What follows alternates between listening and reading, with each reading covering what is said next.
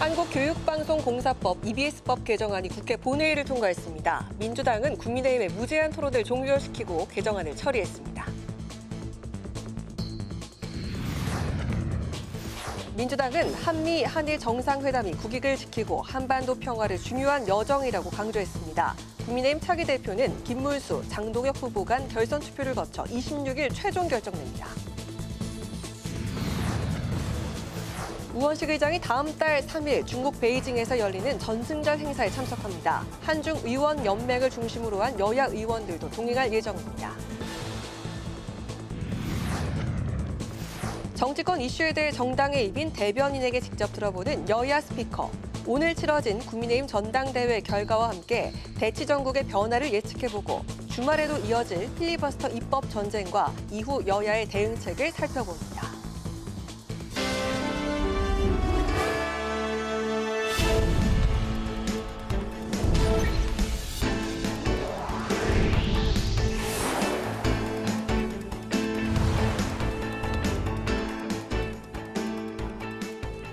여러분 안녕하십니까? 8월 22일 금요일 국회 라이브 6 시작하겠습니다.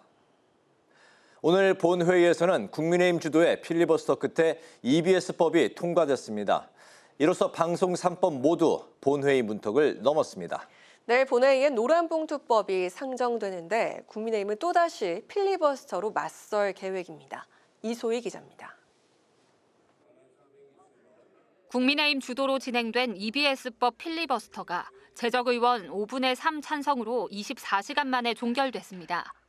국민의힘 최형두 의원이 정부 여당의 공영방송 장악법이라며 13시간 동안 반대 의견을 밝혔고 그 권력의 위임 체계, 명령 체계에 따라서 공영방송, 국가재산, 국가의 운영을 해야 되는 겁니다. 그런데 돌연 엉뚱한 사람들을 끼워 넣는 민주당 이정헌 의원이 무너진 공영방송을 바로잡는 법안이라며 10시간 넘게 반박 토론을 진행했습니다.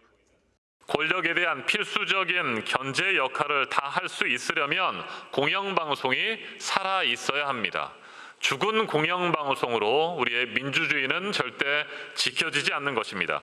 토론 종결 후 표결에 붙여진 EBS법 개정안은 국민의힘 불참 속에 찬성 179표로 국회를 통과했습니다. 이로써 여당이 주도한 방송 3법 모두 국회 문턱을 넘게 됐습니다. 법안 통과로 앞으로 EBS의 지배구조에 변화가 생깁니다. EBS 이사는 기존 9명에서 13명으로 확대되고 이사의 추천 주체도 학회나 교육단체까지 확대됩니다. 오늘 본회의는 국민의힘 전당대회 일정으로 추가 법안이 상정되지 않고 그대로 종료됐지만 여야의 격한 대치는 내일부터 재개될 전망입니다. 내일과 모레 본회의에는 여당이 추진해온 노란봉투법과 제2상법 개정안이 각각 상정되고 국민의힘은 또다시 필리버스터로 맞설 방침입니다. 다만 국민의힘은 오늘도 두 법안이 기업을 해외로 내모는 경제 내란법이라며 민주당이 지금이라도 법안 수정에 나서야 한다고 압박했습니다. 하지만 민주당은 8월 쟁점 법안을 마무리하고 9월 정기국회에서 검찰개혁 법안 처리를 계획하고 있습니다. 국회 방송 이소희입니다. 오늘 청주에서는 국민의힘 새 지도부를 뽑는 전당대회가 열렸습니다. 투표 결과 김문수, 장동혁 후보가 결선 투표에서 한 번 더 맞붙게 됐습니다. 오다힌 기자입니다.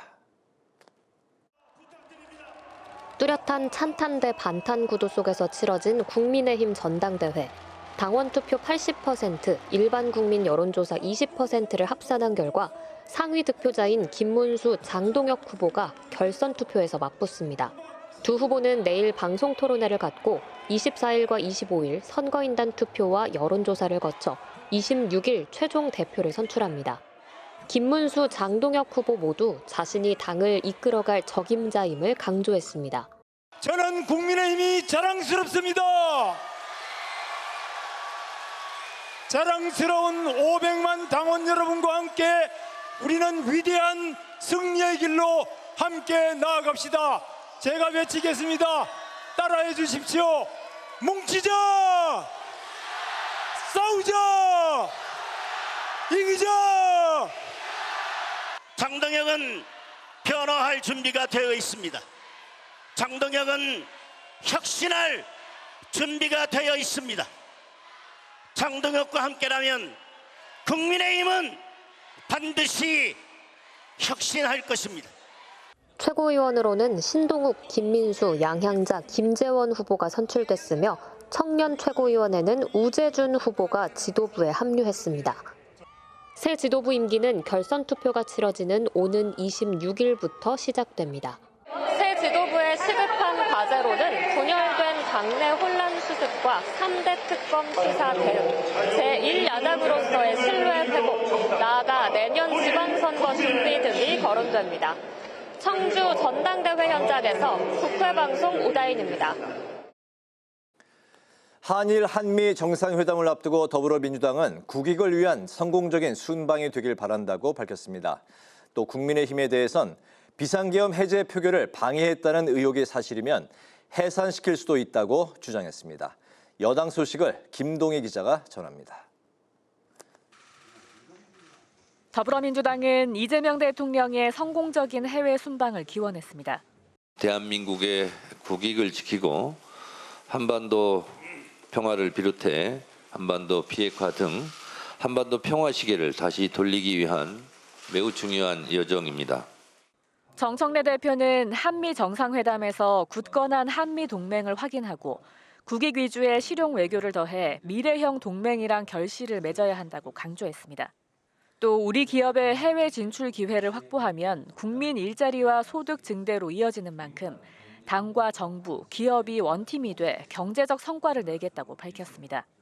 한일 정상회담과 관련해선 양국 지도자들이 오직 국익을 위한 상생을 생각하고 있다며 과거를 묻어두지 않고 제대로 해결하기 위한 상생이라 믿는다고 말했습니다.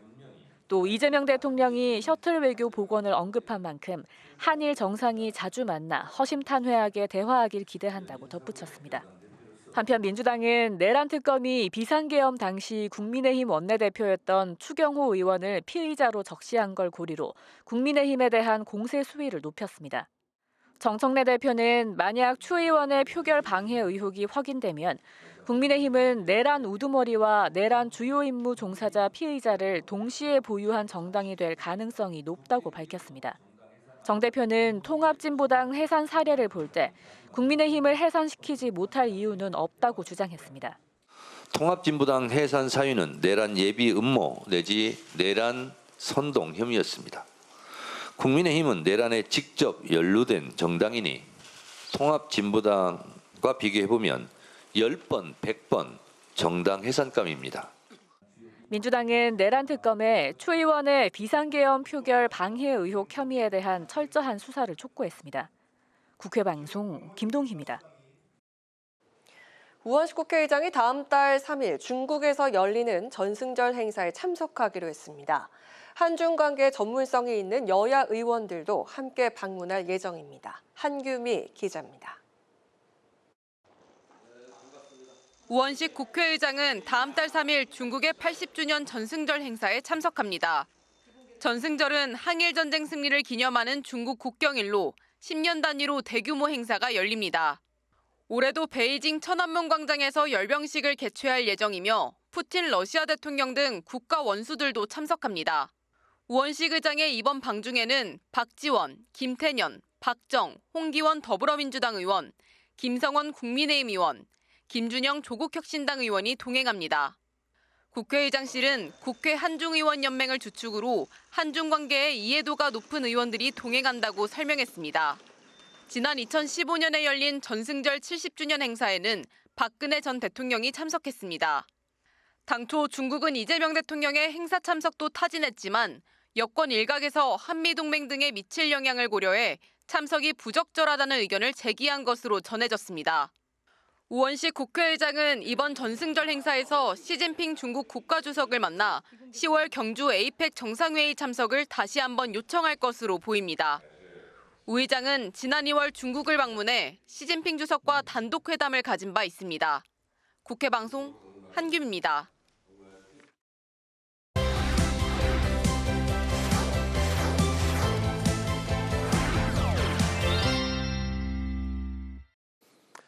네, 한 주간의 이슈를 살펴보는 주간 이슈픽 김희연 기자와 함께합니다. 김 기자, 어서 오십시오. 안녕하세요. 네, 첫 번째 이슈픽 살펴보겠습니다.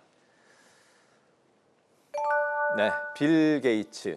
빌 게이츠 게이츠재단의 이사장이 어제 국회 바로 이곳을 방문했죠? 네, 그렇습니다. 이 마이크로소프트 창업자인 빌 게이츠 게이츠재단 이사장이 네. 3년 만에 우리나라를 방문했습니다. 네. 이 게이츠 이사장은 2000년에 게이츠재단을 설립해서 감염병 퇴치를 비롯한 글로벌 보건 문제 해결에 나서면서 자선 사업가로 활동을 하고 있는데요.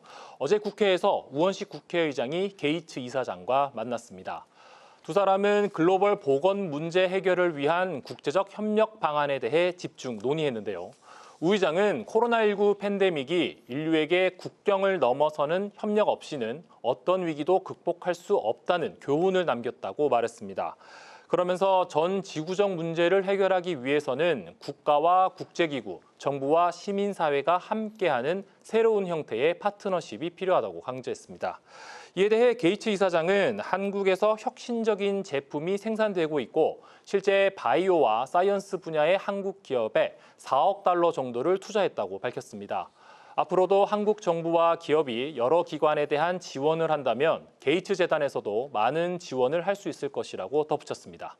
우 의장과 게이츠 이사장의 발언 이어서 들어보시죠. 네.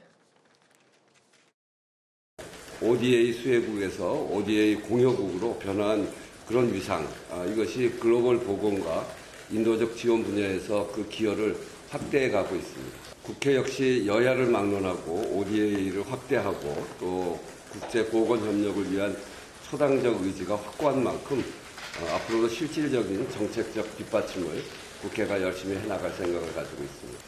You know, one dialogue I think is very important is to really step back and look at what your goals are for your aid budget.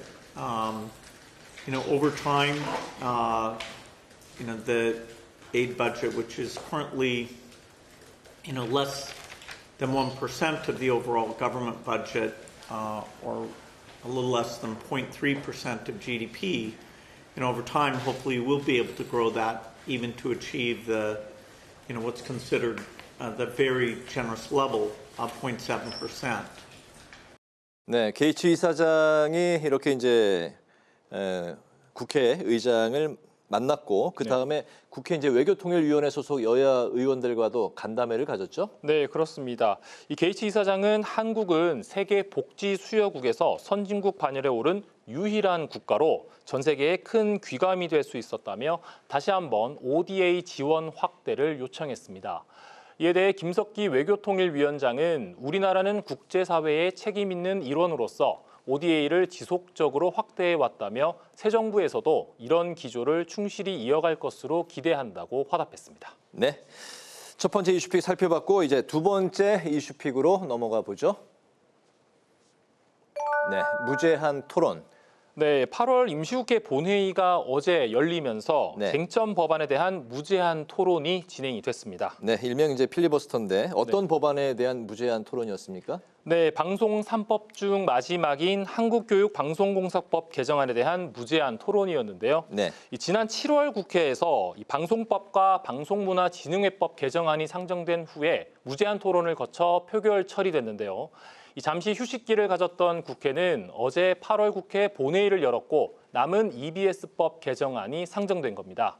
EBS법 개정안은 이사회의 인원을 기존 9명에서 13명으로 늘리고 사회 각 분야의 대표성 반영을 위해 이사는 국회 교섭단체와 방송미디어 관련 학회, 교육 관련 단체 등이 추천하도록 했습니다. 하지만 국민의힘은 전교조의 EBS 장악법이라고 반발하며 무제한 토론을 신청했습니다. 이 첫 주자로 나선 최형두 국민의힘 의원은 공영방송을 공정한 방송으로 만들려면 지배구조만으로는 해결할 수 없다고 주장했습니다. 특히 국민의 재산인 지상파와 국민의 방송을 국민으로부터 위임받지도 않은 사람에게 넘기는 건 모든 권력은 국민으로부터 나온다는 헌법 1조를 위반한 것이라고 강조했습니다. 반면 찬성 토론에 나선 이정헌 민주당 의원은 지배구조 개선으로 독립성과 중립성을 보장해 공영방송을 국민에게 돌려주기 위한 것이라고 반박했습니다.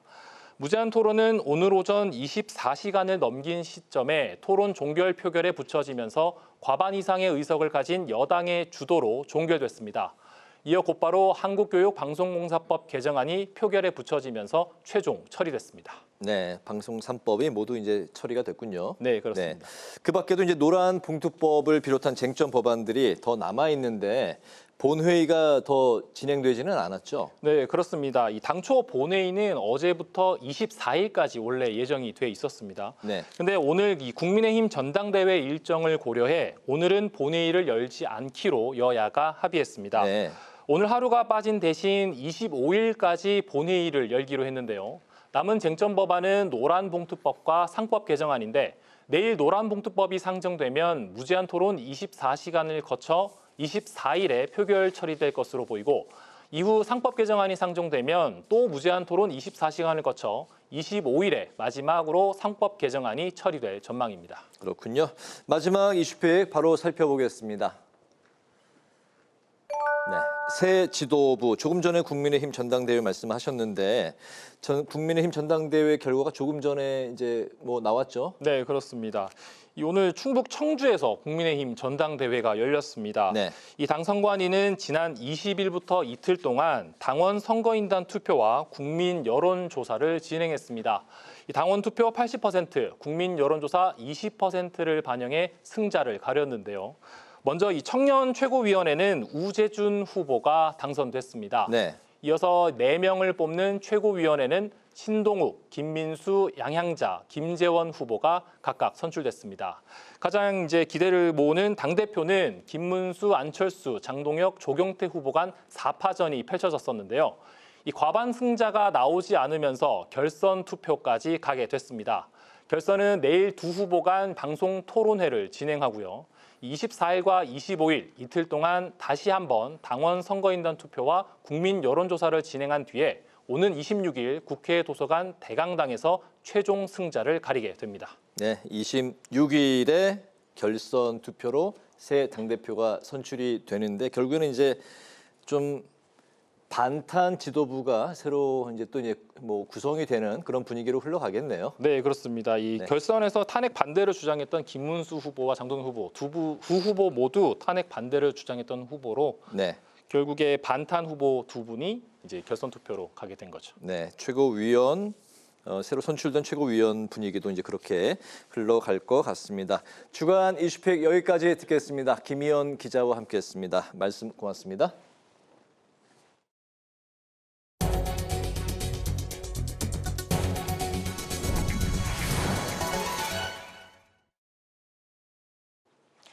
여야가 최근 발생한 열차 사고와 관련해 안전 규정을 지키지 않은 코레일이 사고 수습에도 무성의한 대응을 하고 있다고 규탄했습니다.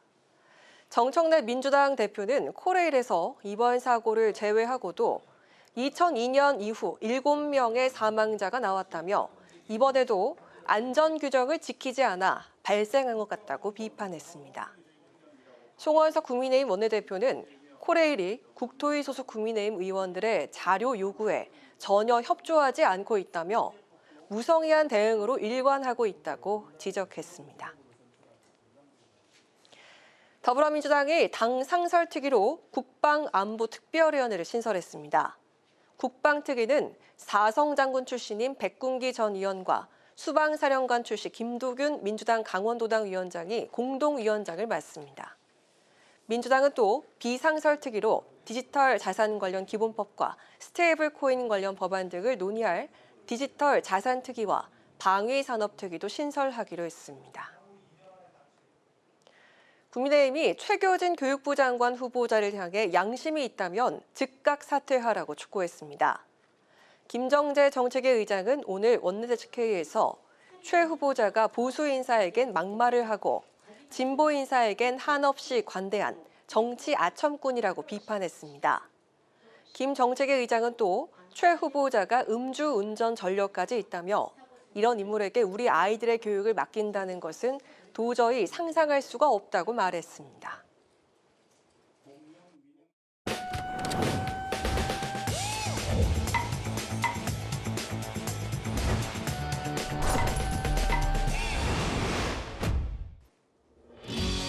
국회 속 다양한 이슈를 알기 쉽게 쏙쏙 뽑아 전해드리는 신동진의 국회 속. 오늘 주제는 노란봉투법 처리 임박입니다. 내일 열리는 국회 본회의에서 이른바 노란봉투법이 상정될 예정이죠. 노란봉투법은 노동조합법 개정안으로 노동계와 경영계가 첨예한 대립을 이어온 법안인데요. 국민의힘은 반경제 악법으로 규정하고 노란봉투법에 대해서도 필리버스터를 이어나가겠다고 밝힌 상황입니다. 지난 20일 환노위 전체 회의에서도 여야는 해당 법안을 놓고 충돌했는데요. 먼저 우리 위원회 체제에 있는 청원용 국회법상 그리고 사회위원장이었던 1982년 산업위원장의 혼란을 최소화시키는 그런 어떤 차원에서 서로 논의하고 타협을 해서 통과를 시켜야 되는데 지금 민주당에서는 다수당이라는 그런 부분에서 막무가내로 밀어붙였지 않습니까? 토론을 해야 될 시기에 퇴장을 한 분들이 누구십니까? 그래놓고서 이제 와서 그렇게 강도가는 식으로 퇴장하는 분들이 누군데? 이 노란봉투법 얼마나 반대가 많습니까? 산업 현장에서 얼마나 노사 갈등이 심화될 거라고 보는데 어떻게든 통과하려고 한다. 이게 실용적 시장주의 정부냐? 저는 반기업적 시장주의 정부라고 생각을 합니다. 노동쟁의 정의 조항은 교섭을, 대화를 많이 하자라는 취지로 이해가 됩니다. 대화를 더 많이 하자라고 하는 것을 극렬하게 반대하는 것은 노동자, 노동조합 이런 부분들을 악마화하거나 이런 전근대적인 노사관이 근저에 깔려 있는 거 아닌가? 노란봉투법의 쟁점은 크게 세 가지입니다. 먼저 사용자의 범위를 확대해서 하청업체 노동자도 원청을 상대로 교섭을 요청할 수 있는 조항이 담겼는데요.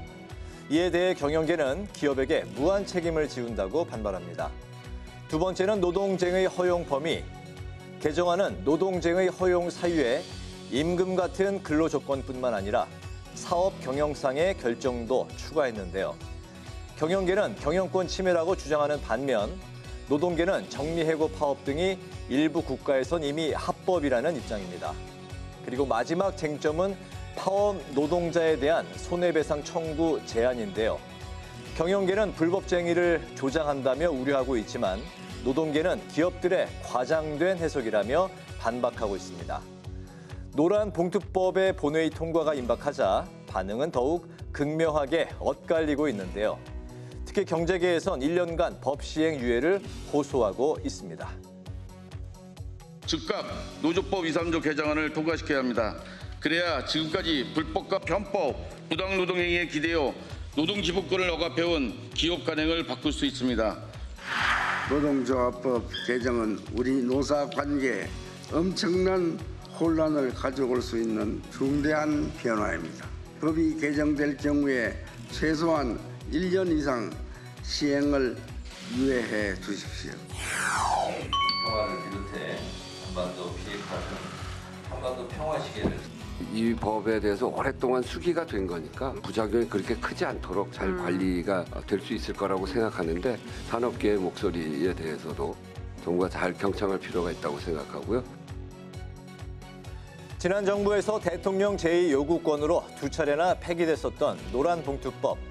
2015년 처음 발의된 지 10년 만에 국회 문턱을 넘을 가능성이 높아졌는데요.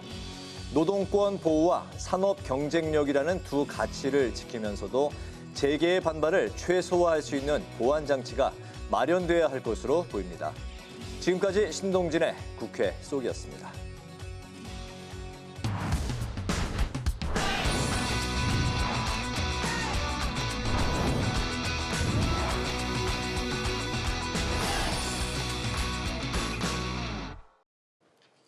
네, 전화 연결을 해서 현재 지금 국민의힘 전당대회 상황에 대해서 정광재 국민의힘 대변인과 함께 이야기를 나눠보도록 하겠습니다. 네. 정광재 대변인 나와 계신가요? 네, 안녕하세요. 정광재입니다. 네, 안녕하십니까. 예상대로 국민의힘 당대표 선거가 결선으로 가게 됐습니다. 반탄파 두 명인데요. 김문수, 장동혁 후보가 결선을 치르게 됐습니다. 결선에서는 1차의 표심과 다르게 또 반전이 일어날 수 있다 이런 분석도 나와 있고 득표율이 공개되진 않았지만요. 또 캐스팅 보터가 된 친한계와 중도층의 표심 때문이기도 합니다. 지금 나흘이 남아 있습니다. 다음 주 26일에 최종 선출이 될 텐데 과연 무엇을 주목해서 봐야 할지 오늘 결과 어떻게 보셨습니까? 일단 그 선거 전반부부터 찬탄과 반탄 구도가 아주 명확하게 형성돼 있었는데요. 네. 오늘 나온 결과가 일정 정도는 예견된 결과였다라고 평가가 가능할 정도로 이미 당심에서는 반탄을 주장하는 후보들을 지지하는 목소리가 컸습니다. 그래서 관건은 과연 뭐 1등으로 누가 올라가고 2등으로 누가 올라갔는지가 관심일 텐데 이것은 다음 선거에 영향을 미칠 수 있기 때문에 당 차원에서 공개하지 않기로 했죠. 일단 내일 방송 토론회를 두 후보 간에 개최를 하고요. 일요일과 월요일에 거쳐서 지난번처럼 이틀간의 당심 또 여론조사가 진행된 후에 26일에 최종 결과가 발표되는데 결국에는 김문수 후보와 장동혁 후보 가운데 이번에 다 낙선한 혁신파, 쇄신파의 목소리를 누가 가져갈 수 있을 것인가 이게 관건이 될 것 같습니다. 그런 측면에서 본다면 장동혁 후보가 후발 주자였음에도 불구하고 이번 결선엔 올라갔지만 상대적으로 이 혁신파와 쇄신파와는 조금 대립각을 많이 세웠다는 측면에서 그 표를 과연 얼마나 흡수할 수 있을까가 관건이 될 것 같습니다. 상대적으로 김문수 후보는 뭐 이준석 개혁신당 대표든 또는 한동훈 전 대표든 용광로 같은 당 운영을 약속했기 때문에 그런 측면에서 조금 더 우위에 설 수 있지 않을까 이런 부분들을 많은 정치 전문가들이 예상하고 있습니다. 네네. 4명의 최고위원 그리고 청년 최고위원이 오늘 선출이 됐습니다. 반탄 3명, 찬탄 2명, 그리고 이제 당 대표의 지명직 최고위원이 이제 2명이 앞으로 이제 선출이 된다고 가정할 때 현재 분위기로 보면 네. 반탄 5명, 찬탄 2명 이렇게 이제 최고위원이 구성될 걸로 예상이 됩니다. 앞으로 국민의힘 지도부 좀 어떤 분위기로 흘러갈지 좀 예상을 미리 좀 해볼까요? 네, 일단 당 대표도 반탄 후보로 볼 수 있고 최고위 구성도 반탄 진영에 있던 분들이 대거 입성을 했기 때문에 전반적으로는 당 분위기를 고려해서 지금 우리 민주당이 굉장히 강성 목소리를 대변하고 있잖아요. 정청래 민주당 신임 대표를 비롯해서 특검의 공세도 굉장히 매섭고요. 그래서 우리 당도 상당히 강성 지지자들의 목소리가 당 전반적인 운영에 크게 반영될 가능성이 크다고 보고요. 이번에 선출직과 관련해서는 이제 반탄, 찬탄 3대2로 나뉘었잖아요. 네. 여기서는 굉장히 큰 의미를 갖는 게 우리 그 당원 당규상 선출직 3인이 사퇴할 경우에는 지도부가 와해되는 그 규정이 있는데 만약에 그 찬탄 후보 한 명이 더 들어갔었더라면 당 운영 과정에서 당 후보 당대표가 누가 되든 간에 굉장히 좀 어려운 상황이 연출될 수도 있었는데 일단 당대표와 전체 최고위 구성이 한 목소리를 내는 그 지도부로 구성됐다는 것은 앞으로 당대표가 당을 운영하는 데 있어서는 상당한 힘이 될 수 있을 것 같습니다. 그러나 반대로 민심은 찬탄파가 상당 부분 반영하고 있는 부분도 있어서 당을 운영하는 과정에서 과연 찬탄파 최고위원들이 얼마나 선명한 메시지를 낼 수 있을 것인가 이 부분도 좀 관심을 갖고 지켜봐야 할 것 같습니다. 네. 네, 오늘은 이렇게 국민의힘 전당대회 결과에 대해서 이야기를 이렇게 나눠보도록 했습니다. 정강재 대변인님 고맙습니다. 고맙습니다. 네.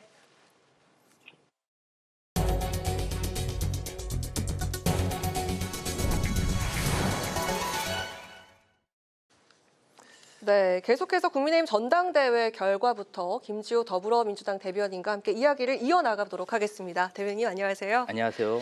네, 자 이렇게 예상대로 국민의힘 당대표 선거가 결선으로 일단 가게 됐는데 자, 이 결과는 좀 어떻게 생각하신 들어볼까 하는데요. 반탄파 2명이 결선으로 가게 됐습니다. 김문수 그리고 장동혁 후보입니다.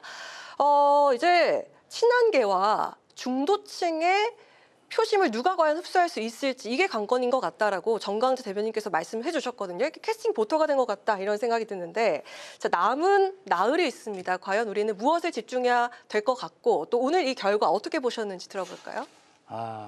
일단은 그 친한계의 선택이 굉장히 중요할 텐데요. 네. 또 그분들을 따르는 지지층이 엄연히 있습니다. 그런데 저희가 봤을 땐 선택의 여지가 없습니다.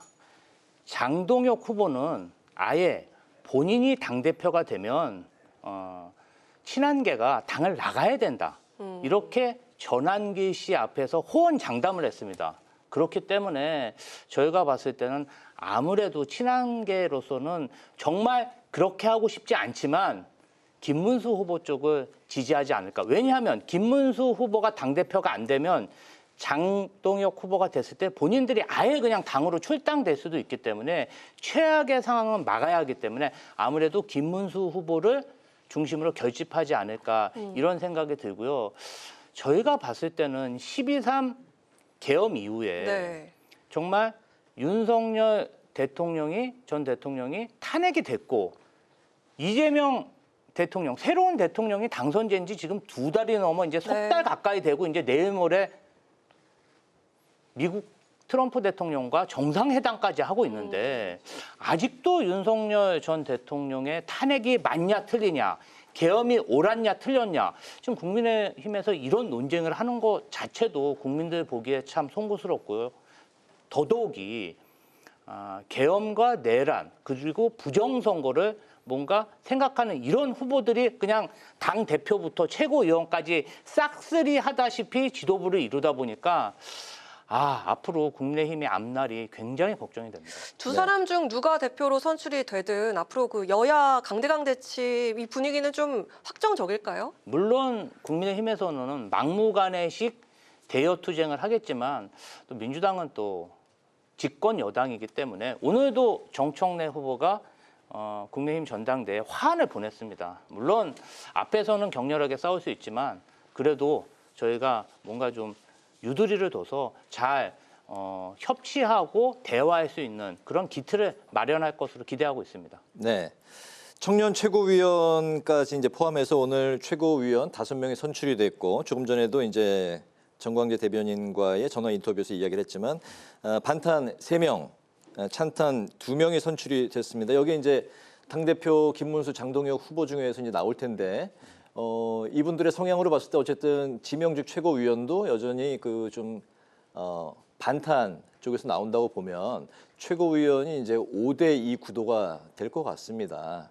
기존의 현재 분위기하고 별로 달라질 것 같지 않다는 이제 예상이 벌써부터 해석이 나오고 있는데 앞으로 이제 국민의힘 전체적인 분위기, 지도부 포함해서 어떤 키를 쥐고 나아갈까요? 저희가 봤을 때는요. 현재 상황보다 거의 2배, 3배 더 강성보수, 극우로 뭔가 좀 치우친 행보를 보이지 않을까 그런 생각이 들고요. 네. 지금 지명직 최고위원으로 누가 거론되냐 하면 전한길 씨가 거론되고 있습니다. 아, 그렇습니까? 거기에 사실은 지금 반탄 최고위원이 된 분이 김재원, 김문수, 신동욱 최고위원 다 보면요. 김재원 최고위원 같은 경우는 5.18 관련해서 정말 망언을 해가지고 중간에 최고위원을 그만두셨고 김문수 최고위원 같은 경우는 계엄군이 과천 선관위에 간 부분에 대해서 윤석열 전 대통령이 과천 상륙 작전을 했다. 그래서 국민의힘 대변인도 그만두셨습니다. 신동욱 최고위원 같은 경우도 12.3 계엄 때 본회의장에 있음에도 불구하고 계엄 해제 결의안에 참여하지 않은 그래서 지금 추경호 전 원내대표와 계엄 관련, 내란 관련해서 수사선상에 지금 올라와 있습니다. 근데 이런 분들이 최고위원이 됐다. 단순히 반탄이 아니라 정말 걱정되는 구성원들로 당 지도부가 채워졌다. 알겠습니다. 굉장히 우려됩니다. 전한길 씨가 정말 그 지명직 최고위원에 선출이 될지 또 다른 관전 포인트가 되겠네요. 네. 예, 알겠습니다. 자, 이어서 지금 현안들도 살펴볼까 하는데요. 네. 지금 주말까지도 필리버스터 전국이 또 예측이 되고 있는 상황입니다. 네. 오늘 오전에 EBS법을 끝으로 방송 3법이 모두 통과를 한 상황이고요. 내일부터는 그 노란봉투법과 상법 개정안 필리버스터 표결이 또 이어지게 되는데 자, 국민의힘 측에서는 어떻게든 그 경제 내란법이다 이렇게 저지를 하려고 나서고 있지만 이게 속수무책인 그런 상황입니다. 여당은 좀 이런 우려들을 씻어낼 노력이 필요해 보이는 것 같은데요. 이 법안 처리 이후에 좀 계획을 들어보자면요. 일단은 뭐 내란이다, 계엄이다 이런 걸 거론할수록 국민의힘은 불리한데 그냥 아무 법에다 갖다가 이렇게 장명을 하니까 참 저희도 좀 답답합니다. 노란봉투법 같은 경우는 저희는 산업평화 촉진법으로 부르고 있습니다. 네. 사실은 국민의힘 대부분의 주요 정치 지도자들은 하청업체에서 노동자로 살아본 경험이 없기 때문에 이분들이 얼마나 어려운 삶을 지금 영위하고 있는지 공감을 못 하시는 것 같은데요.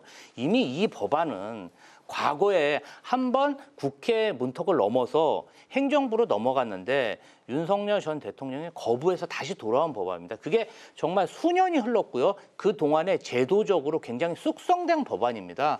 저희는 여러 경제계의 반발도 있지만 이제는 산업 평화를 위해서 노란봉투법이 꼭 통과돼야 된다. 통과돼도 아무런 일도 일어나지 않습니다. 걱정 안 하셔도 됩니다. 네, 알겠습니다.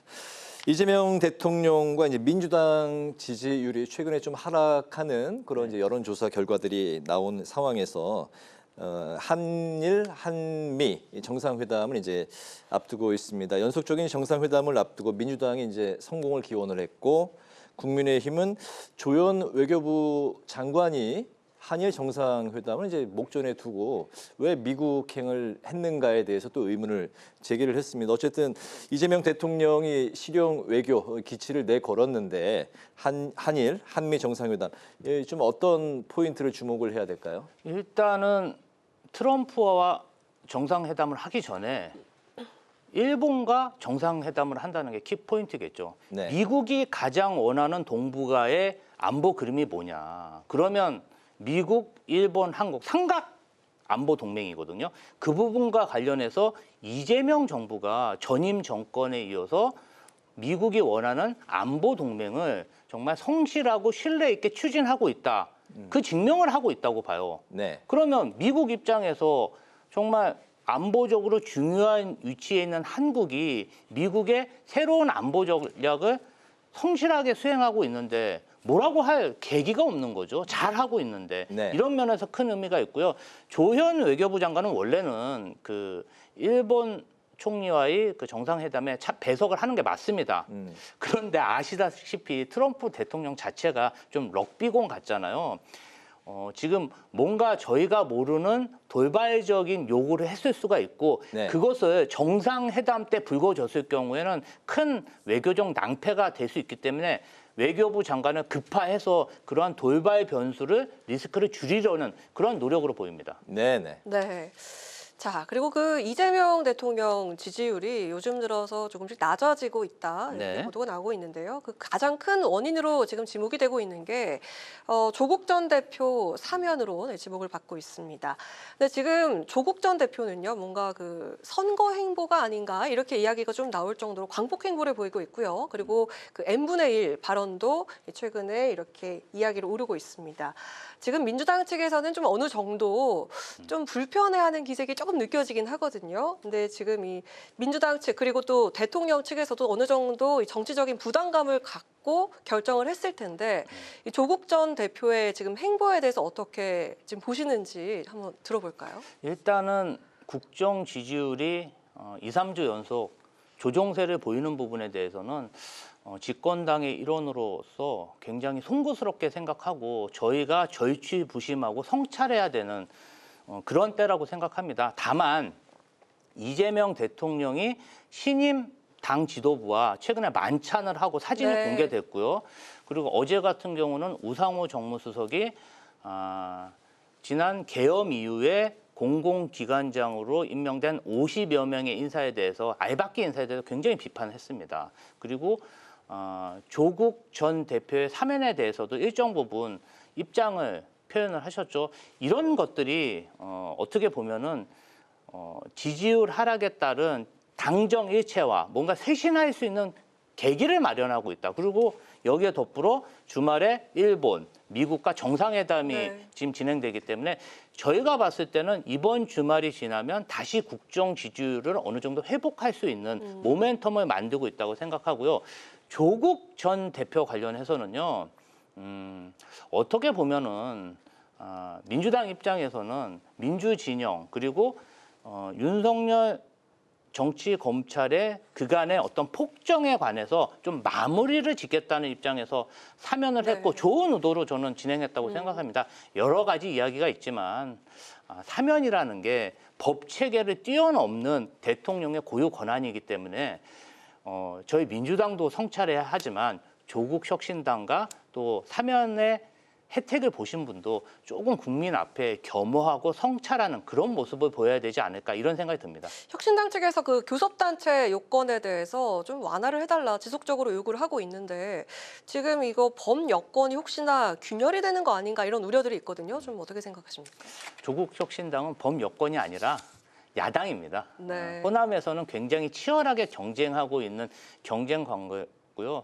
글쎄요, 이 의회 관련 교섭단체 관련된 건은 여야 합의를 해야 되기 때문에 조국 혁신당 이야기만 들을 수도 없는 입장입니다. 이 부분은 의회에서 국회의장님을 비롯한 다양한 구성원이 충분히 숙성되고 토론해야 되지 않을까 그런 생각이 듭니다. 네, 범여권, 뭐 야당, 조국 혁신당을 두고 이제 표현들이 이렇게 좀 이렇게 뭐 혼용해서 쓰이는 것 같습니다. 예, 맞습니다. 네, 고맙습니다. 오늘 이렇게 김지호 대변인과 함께 국민의힘 전당대회 결과와 함께 또 현안에 대해서 이야기를 나눠봤습니다. 오늘 고맙습니다. 감사합니다.